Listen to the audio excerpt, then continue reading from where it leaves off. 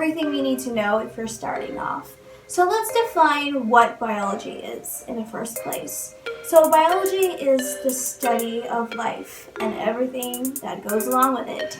So the word biology comes from the Greek word bios, which means life or living, and logos, which means study. So combining those two, you have biology.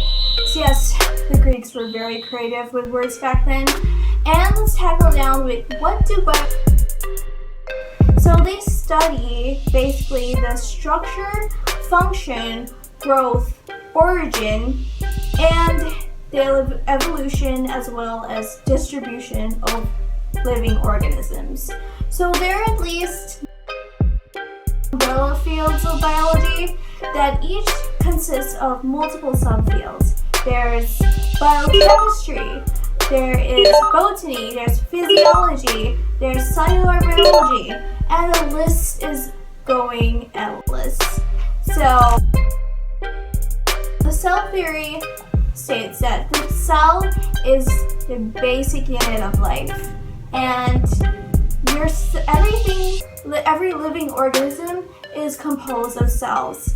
And yes, everything is producing, which means if you cut your nail, you're gonna basically grow nails, or you're basically growing and producing cells. So if you cut your hair, it's still gonna grow. So if the cells don't grow and produce, that means there's something wrong with the internal function of your body. So there are two types of cells. There's prokaryotics and eukaryotics. Let's define both of them, shall we? So prokaryotics are found in microscopic organisms such as bacteria and archaea, while eukaryotics are found in mostly advanced organisms such as animals, plants, and fungi. So these two are entirely different. So in prokaryotic cells, the DNA isn't encapsulated, which means that it's not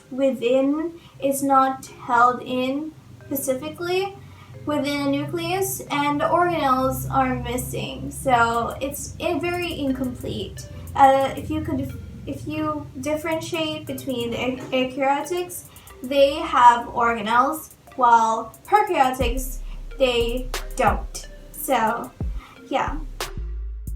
Remember something, that in your gene, or genes are the basic unit of heredity, which is from your parents or some sort of little piece of puzzle that creates who you are today. It's just something from your bloodline that passes on. So heredity plays a huge role of who you are today. And let's get on acid, which is a really tricky word if you may not know. And basically this acid is a molecule composed of two polynucleotide chains that basically forms the double helix. Yes, it's basically like a ladder that builds up upon that also revolves around your genetic instruction or genetic code.